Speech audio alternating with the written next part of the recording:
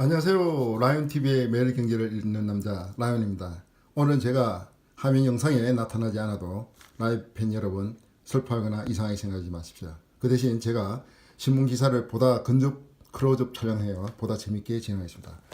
오늘 첫 소개할 기사는 자율주행 택시에 관합니다. 드디어 인류유산 최초로 자율주행 택시가 미국에 등장했습니다.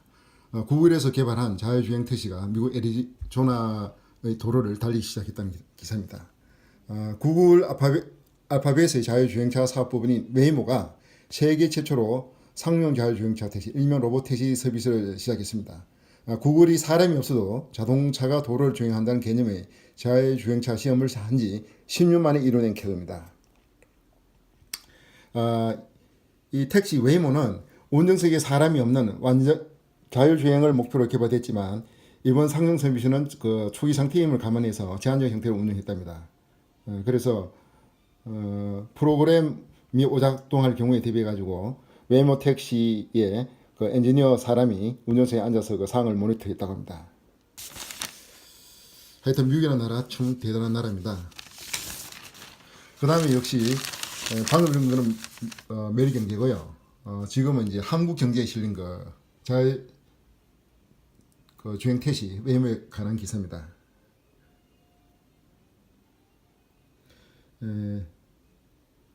미 금융가에서는 자율주행 택시 상용 서비스가 만약에 정착이 되면은 웨이모 택시의 기업 가치가 최소 500억 달러, 약 55조 9천억이 에서 최대 1750억 달러, 약 195조 7천억이라 이런 막 엄청난 숫자의 경제적 값어치가 있다는 겁니다. 지금 웨이모가 시작한 이 자율주행차 택시는 자율주행 4단계 수준입니다. 기본적으로 라이온TV 여러분, 자율주행차도 태권도, 합기도처럼 1단, 2단, 3단, 4단 이런 단계가 있습니다. 이걸 좀 아셔야 됩니다. 자율주행차의 제로 단계는 자율주행 기능이 없는 우리가 요즘 타고 다니는 일반 자동차를 제로 단계로 보면 되고, 그 다음에 1단계가 뭐냐면은 자동 브레이크, 자동 속도 이런 것이 이제 탑재된 거고, 2단계가 이제 차선, 똑같은 차선에서 다니는 1차선이면 1차선, 2차선, 2차선 같은 차선의 속도를 유지하면서 스스로 주행하는 게 2단계고, 3단계는 1차선에 2차선, 2차선, 3차선 차선을 이렇게 변경하면서 자율주행하는데 긴급 상황이 발생할 경우만 운전자가 수동으로 이렇게 운전하는 그런 자동차고, 지금 이번에 시행된 게 4단계인데 이 4단계는 운전자가 지어야 하는 자율주행인데 만에 하나 무슨 사고가 대비할 때 이제 운전자와 운전대가 이렇게 설치되어 있는 그런 상태입니다.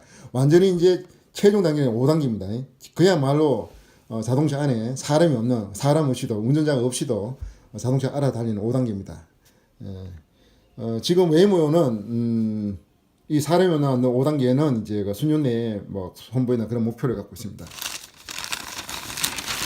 자, 그 다음에 기사는 우리나라의 매경에 드디어 카카오 카풀이 이제 스타트 시작을 했습니다.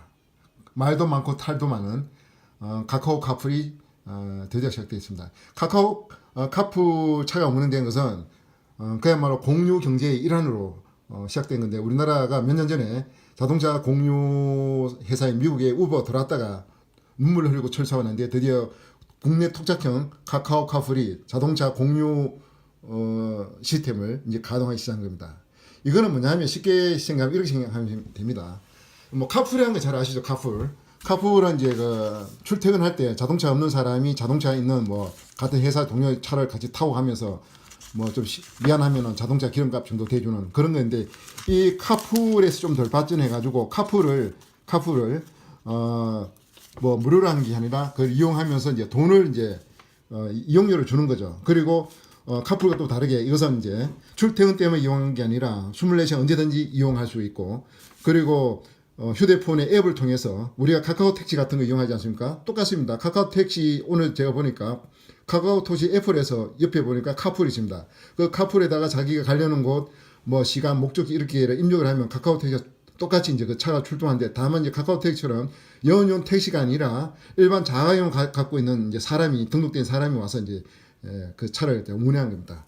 카카오 카풀이 우리나라에 드디어 등장하기 시작했다. 그 이용 방법을 보면은 나와 있지 않습니까? 카카오 택시와 같이 카카오 T 앱을 이용하고 목적지 입력하고 호출하면은 이제 운전자한테 정보 전달해서 이렇게 연결되고 운행 시간은 시간 제한 없고 다만 이제 그 영용 택시 업계의 어떤 그 반발심을 살 수 있어서 제한적으로 하루에 2번만 운행하기로 했답니다. 지금 7만 명의 좀 그 카카오 이제 카풀로 이제 운전자로 등록했다는데 이 TV를 보이는 카카오 팬 여러분, 시청자 여러분도 카카오 카풀에 들어가서 운전자로 등록하면 정말 정규 자기 직업 외에도 쉬는 시간 이렇게 투잡으로 카카오 카풀 기사로서 여러분이 돈을 벌 수 있는 아주 좋은 기회가 생겼습니다. 자, 그리고요. 자, 여기 나오지 않습니까? 택시 업계 반발한 국회 카풀 운영 시간 더 줄여라 뭐 이런 식이 나왔는데 결국은 이제 시작되었습니다. 역사에서는 지금 보면은 우리나라도 보면은 지금 여러 가지가 있지만 뭐 자동차 공유 소카도 있고 승차고 플러스도 있고 이런 등등 있지만 카카오 카풀이 가장 본격적으로 가장 선도적으로 지금 나가고 있습니다.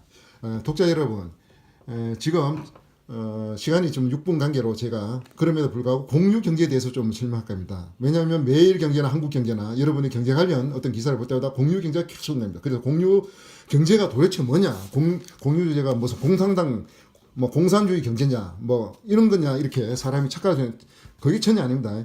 이거는 엄밀하게 하면 영어로 얘기하면 쉐어링 이코노미 제가 좀 적어놨죠. 쉐어링 이코노미 나눔 경제 한마디로 말해서 나누는 개인이 갖고 있는 소유하는 그 물건 자동차라든가 뭐 집이라 이런 것을 개인 혼자 사용하지 말고 개인 단독으로 소유를 하되 여러 사람들이 같이 사용하자는 거죠. 왜냐하면 집도 그 사람이 24시간 이용하는 것이 아니라 24시간이 아니라 경우에 따라서는 뭐 잠만 자고 낮에 비어있는 공간이 많단 말이에요. 안 그러면 자기가 뭐 휴가를 가고 이러면 그 집이 텅텅 비어있단 말이에요. 자동차도 마찬가지 아닙니까? 자동차는 뭐 24시간 뭐 영용 택시처럼 우리가 운전하는 게 아니라 자가용을 갖고 있다 하더라도 출퇴근 이외에는 그 자동차가 이용되지 않고 있단 말이에요. 안 그러면 또 출퇴근 시간대 그냥 혼자 달리는 거 아깝지 않습니까? 이래서 이 자동차 같은 경우에도 개인이 전적으로 사용하지 않을 경우에 여러 사람이 사용할 수 있도록 하는 게 그게 바로 자동차를 같이 쓰자는 거죠. 그래서 이거는 엄밀하게 공유 경제로 좀 번역한 거는 좀 이상하고요. 제가 보기에는 공용 경제, 나눔 경제 이렇게 번역한 것이 오히려 사람들이 오히려 사지 않는 것 같습니다.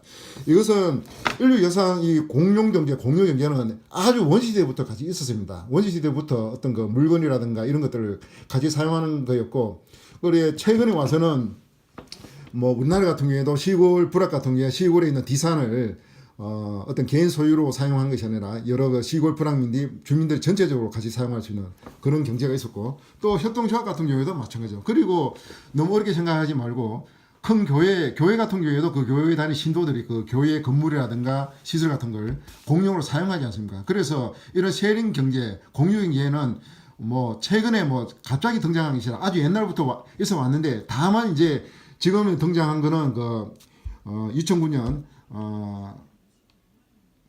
2008년 미국에서 이제 그 촉발된 세계 금융 위기가 이제 시작되고 거기서 이제 고도성장보다는 저성장이 앞으로 그 세계 경제를 주도하고 있고 또 인류는 이때까지 너무나 그 지구의 자원들을 남발해 가지고 환경 오염을 일으키고 막 그랬단 말이에요. 그래서 이렇게 과잉 소비 시대형에 대해서는 반성 내지 성찰로 지구의 그 자원이란 건 제한돼 있단 말이야. 기름 같은 거, 철 같은 거, 이런 등등이 다 제한돼 있단 말이야. 그런 희소한 자원을 좀 더 경제적으로 사용하면서, 그러면서 경제를, 활동을 위축시키지 않는 방향이 뭐냐.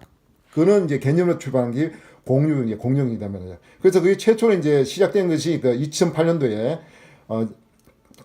개인 소유하는 어떤 집도를 갖다가 이제 그 숙박 이용으로 공용할 수 있는 에어비앤비가 출발했고, 2009년도에는 자동차 공유로 사용하자는 우버가 이제 출발된 거죠. 근데 우리나라도 이걸 시도하다 계속 이제 실패하다 결국은 이제 카카오가 이번에 이제 가장 대규모로 실시했는데 이게 정말 이제 이거는 이게 시대의 대세입니다. 우리가 만약에 이 카카오 카풀에 해가지고 이것을 시작하지 않으면